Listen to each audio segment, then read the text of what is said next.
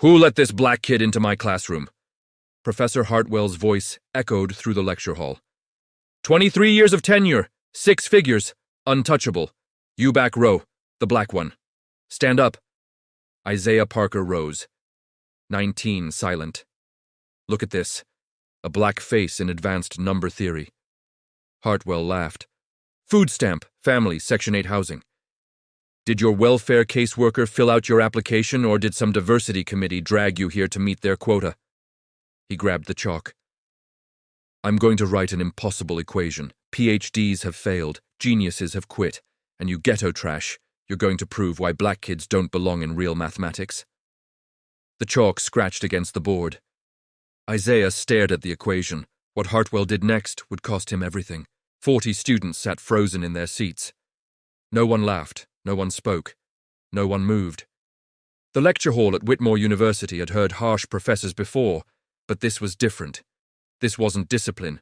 This wasn't rigor. This was a public execution disguised as education. Isaiah Parker stood exactly where he had been told to stand, straight-backed, hands at his sides, eyes forward. He didn't argue. He didn't flinch. He didn't lower his gaze either. At 19, he had already learned something most people never did. Reacting only gave people like Hartwell more power. Professor Richard Hartwell turned back to the board, chalk tapping twice against his fingers like a gavel. He enjoyed moments like this. The silence, the control, the certainty that everyone in the room understood who held authority and who didn't. This, Hartwell said, writing again, is advanced number theory, not charity, not social promotion, not a feel-good experiment. Symbols filled the board, dense, layered, unforgiving.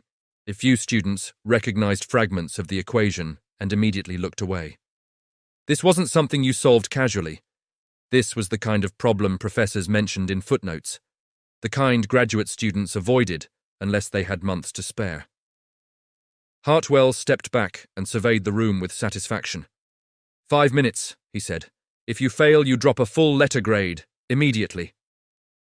A ripple of tension moved through the class. Even the confident students kept their hands down. No one volunteered. No one dared. Hartwell's gaze returned to Isaiah. You wanted to be here, he said coldly. Now earn it. Isaiah looked at the board. At first he said nothing. Inside, though, something stirred. Quiet, familiar, unwelcome, not fear, recognition. The chalk squeaked again as Hartwell added one final line to the equation, sealing it like a verdict. This problem, Hartwell continued, has ended academic careers. He turned fully toward Isaiah now, lowering his voice just enough to make the moment intimate. Let's see how long you last. Isaiah took a slow breath. The room waited for him to fail. What no one in that lecture hall could have known, what Hartwell could never have imagined, was that Isaiah wasn't seeing an impossible equation. He was seeing something he had encountered before, and the reason why would change everything. Because the equation on that board wasn't new to Isaiah Parker, and the truth behind how he recognized it had been buried for more than 2 decades. Isaiah Parker had perfected the skill long before he arrived at Whitmore University. Invisibility wasn't about hiding, it was about blending, about knowing exactly how much of yourself to show and when to disappear entirely. Every morning, Isaiah arrived early and chose the same seat, back row, far corner, close to the exit. Not because he wanted to leave, but because exits mattered. They gave you options, control, a way out if things turned hostile. He never raised his hand, never challenged a professor, never showed excitement, frustration, or ambition. His grades reflected it, solid, unremarkable. Good enough to stay, not good enough to threaten. That was intentional. Isaiah had learned early that being noticed came with consequences, especially when you looked like him. Teachers who watched too closely, counselors who assumed shortcuts, peers who resented presence rather than performance. So, Isaiah shrank himself just enough to survive. What no one noticed was how carefully he listened, how he absorbed everything, how he filled notebooks late at night with thoughts he never shared, proofs he never submitted, solutions no one asked for. At Whitmore, he worked a warehouse shift 4 nights a week, stacking boxes until his shoulders burned. The pay barely covered what scholarships didn't. But the exhaustion served a purpose. Tired people weren't questioned. Tired people were left alone. His classmates didn't know his story. They only saw fragments: the quiet kid, the scholarship student, the one who never joined study groups or stayed after class. They didn't see the hours he spent rereading old notebooks at his kitchen table. Not textbooks, not library copies, handwritten pages. Faded, dense, alive. They belonged to his father. Isaiah barely remembered the man himself. A voice, a scent of chalk dust. A sentence that had lodged itself deep in his memory. Numbers don't lie. People do. That was all he'd been left with, until the notebooks appeared years later in his grandmother's attic. Tucked into a box no one talked about. Those pages became Isaiah's real education. He taught himself patiently, methodically, without praise or pressure, no deadlines, no grades, just understanding. Over time, symbols stopped looking like obstacles and started behaving like language. Meaning emerged where chaos once lived. By 15, Isaiah was reading material meant for graduate students. By 17, he was solving problems most people avoided. By 19, he had learned how to pretend none of that mattered. And that was why Hartwell's classroom felt familiar in a way Isaiah didn't like. He had seen this before: the posture of power, the ritual humiliation, the assumption that silence meant ignorance. As Hartwell stood at the board, basking in control, Isaiah felt something shift inside him. Not anger, not fear. A warning. Because when powerful people decide to make an example of you, staying invisible stops being an option. And Isaiah knew, standing there under 40 sets of eyes, that whatever happened next would expose truths he had spent years protecting. What Isaiah was hiding wasn't just talent, it was a legacy tied to a past Professor Hartwell had every reason to fear. Isaiah's hands remained still at his sides as Professor Hartwell finished writing. Inside his head, though, pages were turning. The equation on the board wasn't unfamiliar, not because he'd memorized it from a textbook or stumbled across it online, but because he had seen its structure before, its rhythm, its logic. The way certain variables leaned toward each other like pieces of a conversation waiting to be finished. Years earlier, in a cramped attic that smelled of dust and old wood, Isaiah had opened a box no one had warned him about. Inside were notebooks, dozens of them. They weren't neat, they weren't labeled. They were filled edge to edge with handwriting, tight, urgent, alive. Proofs half finished, theories crossed out and restarted, margin notes arguing with themselves. At 13, Isaiah hadn't understood most of it, but he felt something immediately. Intention, purpose. A mind reaching for answers that refused to settle for simple explanations. The handwriting felt familiar, even then. His grandmother had tried to take the box away when she found him reading. Her voice had gone tight, her hands had shaken. "Put those back," she'd said. "They're not for you." He obeyed, but only for a while. Over time, curiosity won. Isaiah returned to the notebooks late at night, flashlight under his blanket, copying symbols he didn't yet understand, looking them up, teaching himself patiently, line by line. No one guided him, no one tested him, no one praised him, and that made the learning pure. What Isaiah didn't know until much later, what no one had ever explained, was that those notebooks contained unfinished work, ideas that had never been published, methods that had never been shared. They were evidence. As Hartwell stepped back from the board, satisfied with his trap, Isaiah felt the weight of those notebooks press against his memory. He could see his father's handwriting in his mind. The small habits, the shortcuts, the way solutions curved instead of marched straight. Hartwell folded his arms. "Well," he said, "clock's ticking." Isaiah lifted his eyes from the board and met Hartwell's gaze for the first time. For a brief moment, something passed between them. Hartwell didn't recognize it as danger. He mistook it for hesitation. "Nothing to say?" Hartwell sneered. "That's what I thought." The class waited. Some students avoided looking at Isaiah altogether. Others stared openly, bracing for embarrassment. They had seen this before, someone singled out, broken down, dismissed as proof of a larger assumption. Isaiah reached out and took the chalk. It felt heavier than it should have, not because of fear, but because using it meant crossing a line he had spent years carefully avoiding. Because once he began, There would be no going back. Isaiah knew the moment he touched the chalk that solving the equation would reveal more than his ability. It would expose a past Professor Hartwell had buried for decades. The chalk made a soft sound as Isaiah lifted it. Not the sharp snap Hartwell used when he wanted attention. This was quieter, controlled, almost respectful. Isaiah didn't rush. That alone unsettled the room. Most students, when forced to the board, either froze or panicked. They scribbled half-formed ideas, hoping effort might soften judgment.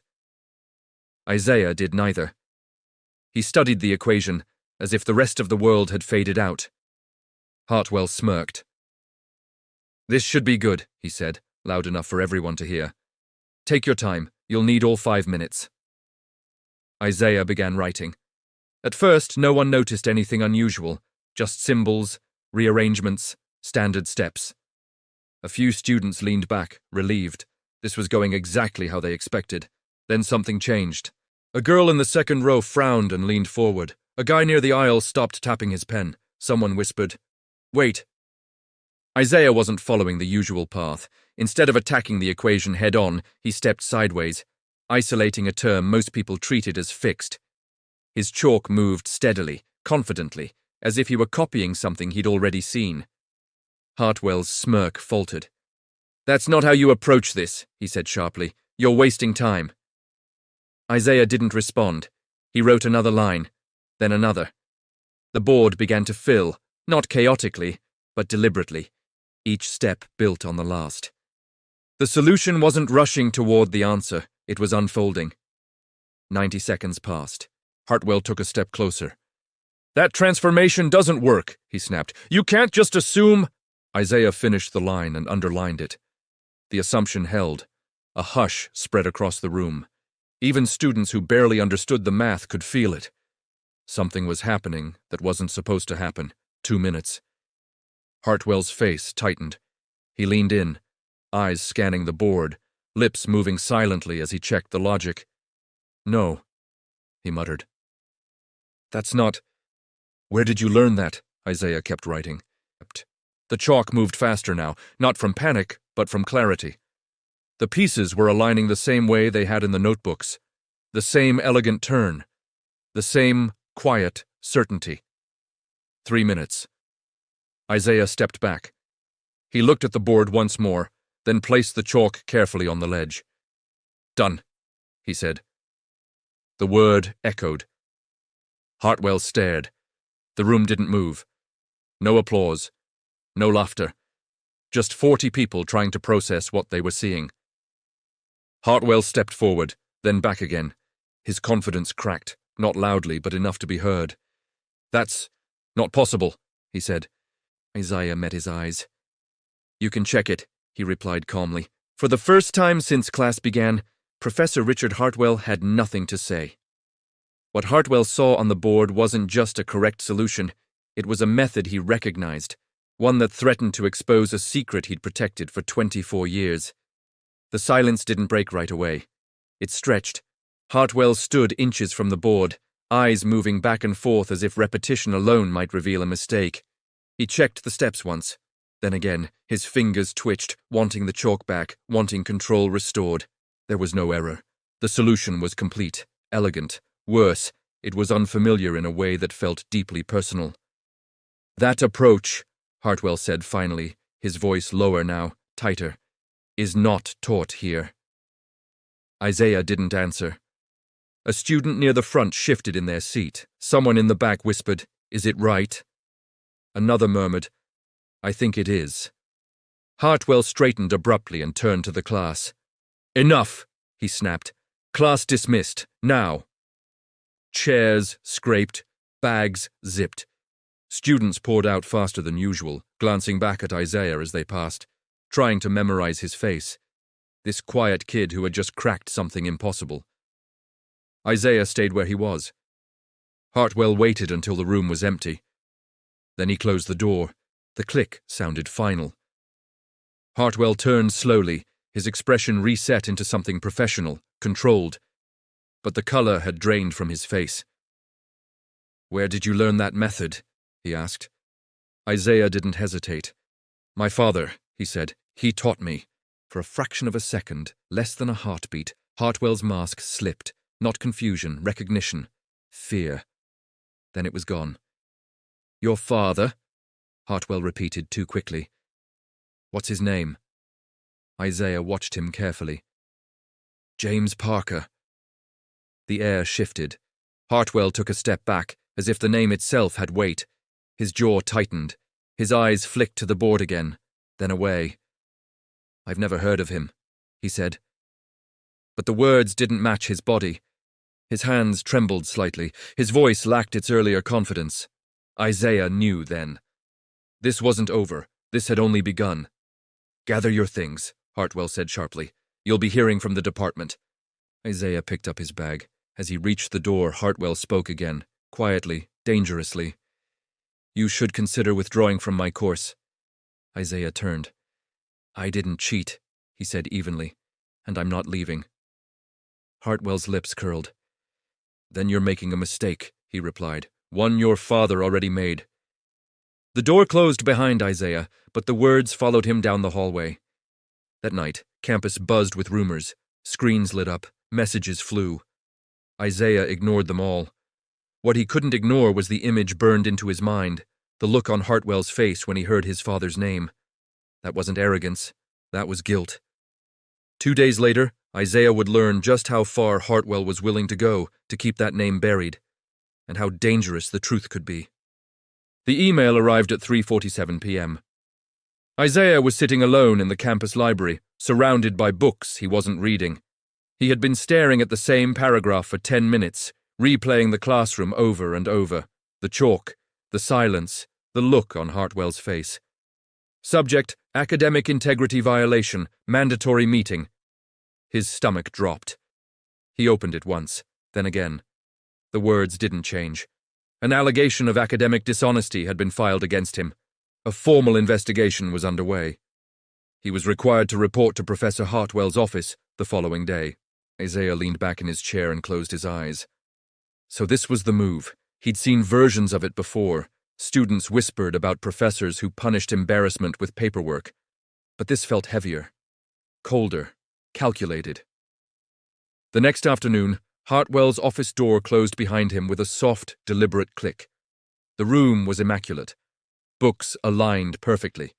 Papers stacked with precision.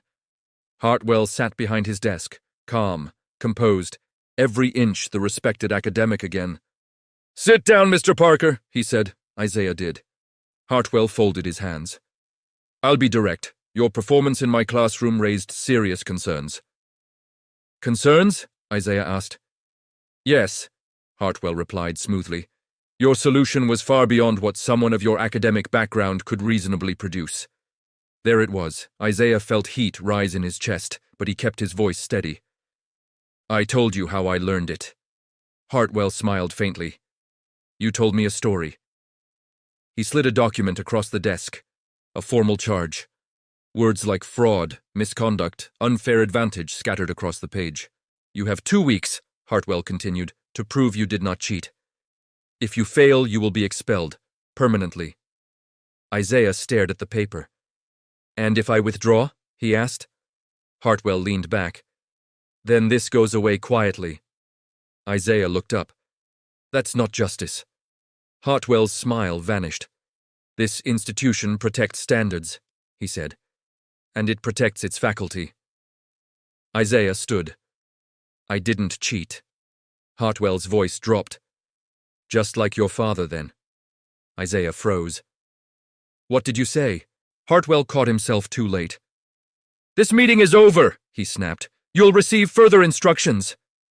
Isaiah left the office with one certainty burning in his mind. Hartwell knew exactly who his father was, and he was terrified of what Isaiah might uncover. That night, Isaiah made a call he had avoided his entire life, and the truth his mother revealed would change everything. Isaiah sat in his car for nearly 20 minutes before he made the call.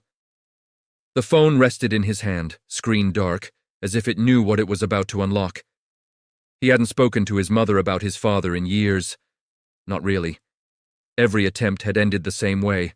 Silence, deflection, pain, sealed behind careful words. But Hartwell's voice echoed in his head. Just like your father.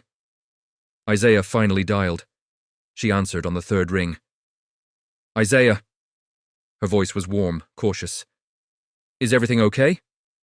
No, he said. It's not. There was a pause. Not confusion. Recognition. I need to ask you about Dad, Isaiah continued. About Whitmore. About a man named Richard Hartwell. The silence on the other end was heavy, long enough that Isaiah thought the call had dropped. Then he heard it. A sharp inhale. A sound like someone bracing for impact. Why are you asking me this now? His mother said quietly. Because he's trying to expel me, Isaiah replied. Because when I said Dad's name, he looked like he'd seen a ghost. Another pause. Come home this weekend, she said. Her voice trembled. This isn't something I can explain over the phone. Mom! Please, she interrupted. There are things I should have told you a long time ago. The line went dead. Isaiah drove home 2 days later through rain-soaked highways and empty stretches of road. When he arrived, his mother was waiting at the kitchen table. In front of her sat a cardboard box, old, worn, taped shut. I kept this hidden, she said. I thought if you never knew, you'd be safe. Safe from what? She opened the box. Inside were letters, documents, newspaper clippings. A photograph Isaiah had only seen once before. A young man with his eyes, his smile, standing in front of a university building. Your father was a student at Whitmore, she said. A brilliant one. She handed Isaiah a letter dated February 1995. Academic misconduct, enrollment terminated. The signature at the bottom froze his blood. Richard Hartwell. He accused your father of stealing his own work, she whispered. And the university believed him. Isaiah's hands shook. That equation, she continued. The one you solved. Your father solved it first. The room felt smaller, sharper. He never recovered, she said. They took his future. And eventually, they took him. Isaiah understood without her finishing the sentence. His father hadn't failed. He had been destroyed. Isaiah closed the box slowly. I'm not letting him do this again, he said. His mother looked at him, fear and pride tangled together. I was afraid you'd say that. With the truth finally exposed, Isaiah realized he wasn't just fighting for himself. He was about to challenge a system that had buried the truth for 24 years. The campus felt different when Isaiah returned. Not louder, not hostile, colder. Whispers followed him through hallways that had once ignored him completely. Doors that used to open easily now closed a little faster. Professors who had nodded politely before suddenly avoided eye contact, as if controversy were contagious. The accusation had spread. Isaiah didn't need anyone to say it out loud. He could see it in the way people looked at him, curiosity mixed with judgment, sympathy tangled with suspicion. That's the kid who cheated. He embarrassed Hartwell. He must have stolen it from somewhere. The Academic Integrity Office sent him a formal notice the next morning. 14 days. That was all he had. 14 days to prove he didn't cheat. 14 days to fight a tenured professor with decades of institutional protection. 14 days to defend the work of a man who wasn't alive to speak for himself. The hearing date sat at the bottom of the page like an insult. November 28th, the Monday after Thanksgiving. The Monday. Campus would be nearly empty, faculty unavailable, students gone, witnesses scattered. It wasn't an accident. Isaiah called the student advocacy office. Voicemail. He emailed legal aid. Automated reply. He tried the dean's office. The schedule is non-negotiable. Every path closed. At night, Isaiah sat alone in his apartment.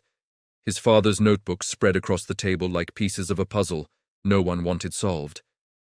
He flipped through page after page, searching for something, anything that could save him. Dates, handwriting, cross-references, proof. But proof meant nothing without someone willing to see it. Meanwhile, Hartwell went silent. No emails, no comments, no direct threats. That silence was worse, because Isaiah could feel it. The pressure working quietly, efficiently, the way systems always crushed people who stood alone. He understood now why his father had broken, not because he lacked strength, but because he had faced this machine by himself. One night, exhausted, Isaiah nearly gave in. Maybe his mother was right. Maybe he should transfer, walk away, start over somewhere else. Then he found the envelope. It was tucked at the bottom of the box, sealed, yellowed with age. On the front, written in the same familiar handwriting. For Isaiah, when he's ready. His hands trembled as he opened it. Inside was a letter, and with it, a final instruction his father had left behind. One that would change how Isaiah fought back. The letter from his father didn't ask Isaiah to run. It told him exactly who to trust, and who could help expose the truth. Isaiah sat at the kitchen table long after midnight, the envelope open in front of him. The letter inside was only 2 pages long, no equations, no symbols, just words, carefully chosen, deliberate, written by a man who knew he might not be around to explain them. Son, if you're reading this, it means I wasn't strong enough to finish what I started. Isaiah swallowed. His father's voice felt close now, not like a memory, but like a presence leaning over his shoulder. They took my work. They took my name. And when I tried to fight, I did it alone. That was my mistake. Isaiah read slowly, afraid to miss anything. You have the gift. I saw it before you could speak. But talent isn't what scares people like Hartwell. Truth does. And truth is dangerous when you face it by yourself. The letter went on to name names. Not accusations. Guidance. There are people who know what happened. People who stayed silent because silence was safer. Find the ones who still remember me. Find the ones who haven't forgotten what was stolen. At the bottom of the page, one name was underlined twice. Dr. Lydia Moore. Isaiah's heart began to race. He recognized the name immediately. Associate professor. Applied mathematics. One of the few faculty members who had never looked past him, even if she'd never spoken to him directly. He turned the page. She was there. She saw enough to know the truth, even if she couldn't say it then. If you ever need help, real help, she's the one. Isaiah sat back. For weeks, he had felt like the walls were closing in. Now, for the first time, there was a crack. A way through. The next morning, he drafted the email carefully. No accusations, no anger, just facts. Who he was, what Hartwell had accused him of, who his father was. He hesitated before hitting send. Then he remembered the line from the letter that had burned itself into his mind. Don't disappear. That's how they win. He clicked send. Hours passed. Then, just as Isaiah was convincing himself it had been a mistake, his phone buzzed. Dr. Moore, come to my office. Close the door when you arrive. Her office was small and crowded with books, degrees lining the walls. A single photograph sat on her desk, graduate student, smiling, young, hopeful. She didn't ask him to sit. I knew your father, she said immediately. Isaiah's breath caught. He was the most brilliant mathematician I ever met, she continued, and what Hartwell did to him was wrong. She looked at Isaiah steadily. And I won't stay silent twice. For the first time since the accusation, Isaiah felt something shift. He wasn't alone anymore. Dr. Moore knew more than she was saying, and the evidence she was about to reveal would force the university to confront a lie it had protected for decades. Dr. Moore locked her office door before she spoke again. What I'm about to show you, she said, lowering her voice, is not something the university once remembered. She reached into a filing cabinet and pulled out a thin folder, edges frayed, label faded. Inside were photocopies, not originals, old meeting notes, peer review drafts, handwritten margins Isaiah recognized instantly. His father's handwriting. These were never supposed to leave the department, she explained. I made copies the day your father was dismissed. I didn't know if I'd ever need them, but I couldn't destroy them either. Isaiah's hands shook as he turned the pages. There it was, the equation. Not just solved, but developed, annotated, expanded beyond what Hartwell had ever published. Your father presented this at an internal seminar, Dr. Moore continued. Hartwell attended, asked questions, took notes. She slid another document forward, a timeline. Dates lined up with painful precision. Hartwell's published work came after the seminar. His career-defining paper, the one that secured his tenure, was built directly on your father's work. Why didn't anyone stop him? Isaiah asked quietly. Dr. Moore looked away. Because Hartwell had power, and your father didn't. The hearing was 6 days away. Dr. Moore contacted an ethics committee member she trusted, quietly, carefully. The evidence was submitted, not as an accusation but as a request for review. Within 48 hours, everything changed. The hearing date was postponed.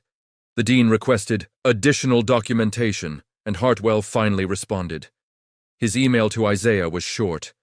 Withdraw now. This ends cleanly. Isaiah didn't reply. Instead, Dr. Moore helped him prepare. They reconstructed the history, compared drafts, cross-referenced citations, built a narrative the university couldn't dismiss as coincidence. Meanwhile, Hartwell unraveled. He cancelled lectures, missed meetings, submitted erratic complaints accusing colleagues of bias and conspiracy. The mask was slipping. On the morning of the rescheduled hearing, Isaiah walked into the room with Dr. Moore beside him. Hartwell was already there, and for the first time, he looked afraid. When the committee called the meeting to order, Hartwell believed he was still in control. But one question from the panel would shatter that illusion completely. The hearing room was smaller than Isaiah expected. No grand courtroom, no dramatic audience. Just a long table, a few chairs, and a panel of 5 faculty members whose expressions were carefully neutral. A recorder sat in the center, its red light already on.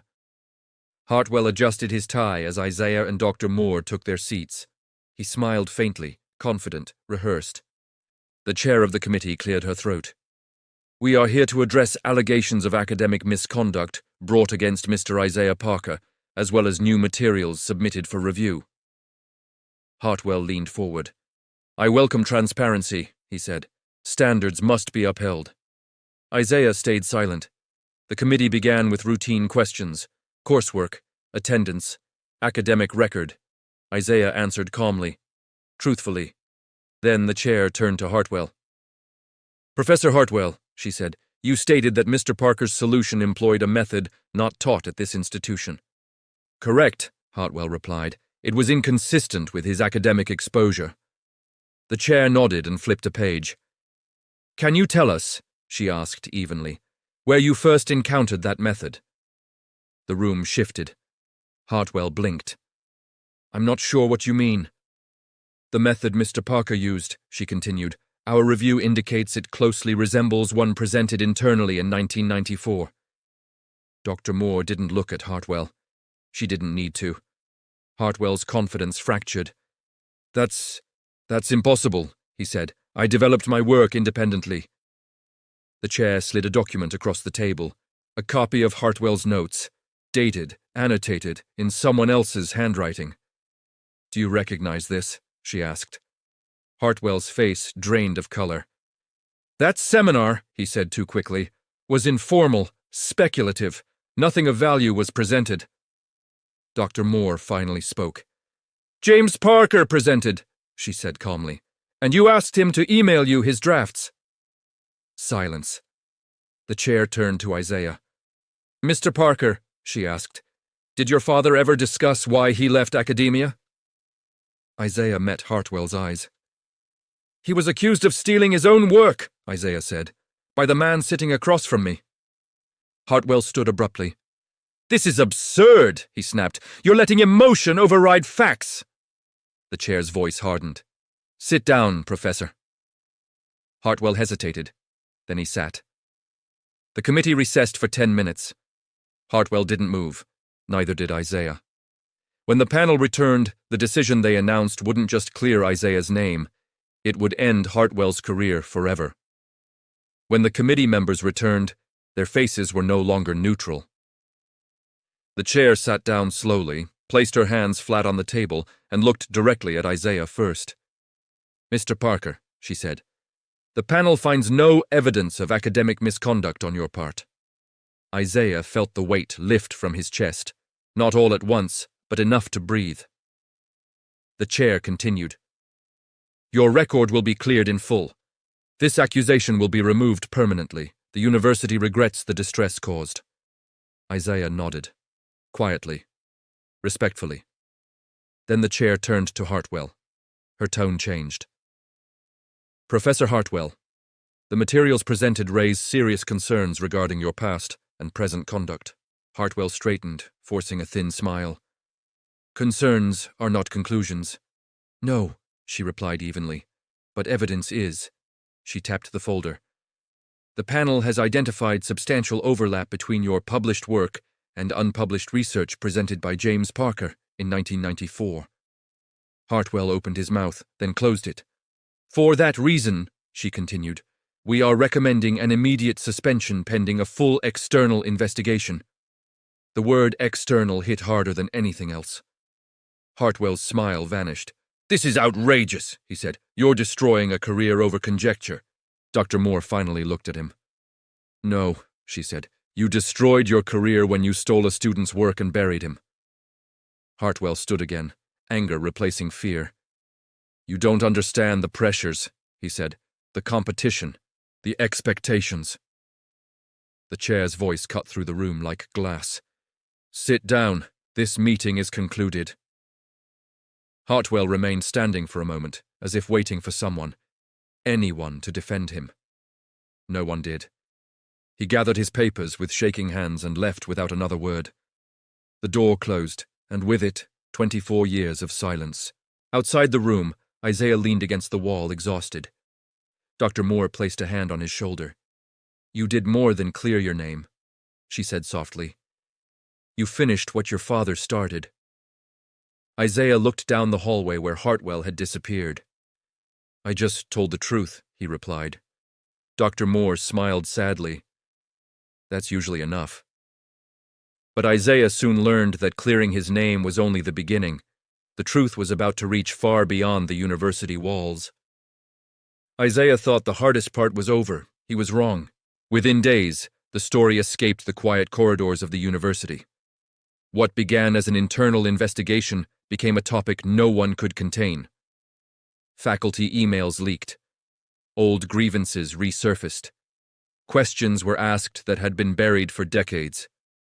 A local education journal published the first piece, no names at first. Just a senior professor, a dismissed student, newly uncovered evidence. Then came the follow-ups.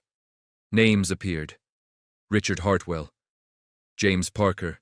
Isaiah's phone rang constantly. Reporters, student groups, alumni who remembered fragments of the past and now wanted the full picture. He ignored most of them. One message, however, came from the university itself. The dean requested a meeting. This time, the office felt different, softer, less certain. We are conducting a comprehensive review of Professor Hartwell's publications, the dean said, and of prior misconduct cases connected to his tenure. Isaiah said nothing. We'd also like to formally acknowledge your father's contributions, the dean continued. Posthumously. The word felt hollow. Acknowledgement couldn't give James Parker his life back. Couldn't undo the years of silence, the bitterness, the loss. But it mattered. Meanwhile, Hartwell vanished. His faculty page disappeared, his courses reassigned, his name removed from departmental materials. Rumors circulated, resignation, legal counsel, illness, none confirmed. Isaiah didn't care. What mattered was what came next. Dr. Moore called him one evening. There's a symposium next month, she said. Mathematics and ethics. They want you to speak. Isaiah hesitated. I'm not a speaker. She smiled through the phone. Neither was your father, until he had to be. The night before the symposium, Isaiah stood alone in the lecture hall where it had all begun. The chalkboard had been cleaned, the seats empty. He walked to the front. Not as a target, not as a symbol, as himself. When Isaiah stepped onto the stage the next day, he wasn't just reclaiming his father's work. He was about to redefine what belonging really meant. The auditorium was full. Not just students this time, faculty, visiting scholars, administrators, people who had read the articles, whispered in offices, debated quietly behind closed doors. The kind of audience that usually listened from a distance, safe, detached. Isaiah stood behind the podium, hands steady, heart loud. He didn't begin with accusations. He began with a story. "My father loved mathematics because it was honest," Isaiah said. "An equation doesn't care who you are. It doesn't know your name, your skin, or where you come from. It only knows whether you're right." The room leaned in. He spoke about James Parker, not as a victim, but as a thinker, a teacher, a man who believed ideas mattered more than titles. He described late nights at the kitchen table, notebooks spread out, problems solved not for recognition but for joy. Then Isaiah changed the slide. The equation appeared, the same one Hartwell had mocked, the same one that had ended a career. "This problem," Isaiah said calmly, "was never impossible. It was inconvenient." A murmur moved through the room. Inconvenient for people who believed brilliance had a look, a background, a permission slip. He didn't say Hartwell's name. He didn't have to. Isaiah explained the method, not to impress but to teach, step by step, clear, generous, patient, the way his father had taught him. When he finished, the room was silent. Then someone stood, then another. Applause rose, not explosive but sustained, respectful, earned. Weeks later, the university issued its final report. Hartwell's publications were retracted, his tenure revoked, his legacy rewritten, not erased but corrected. James Parker's work was formally credited. A scholarship was established in his name. Isaiah declined interviews after that. He returned to his studies, finished his degree, chose research over recognition. But sometimes, when he passed a chalkboard, he paused. Not to remember the insult, but to remember the truth. That the problem was never whether he belonged, it was whether the system could survive the answer. You've seen how silence protects the powerful. If you like the video, hit like and subscribe Black Girl Storytime to keep connect. In the next video, one phone call exposes a truth the court tried to bury. Tap the video on screen. You won't believe who answers.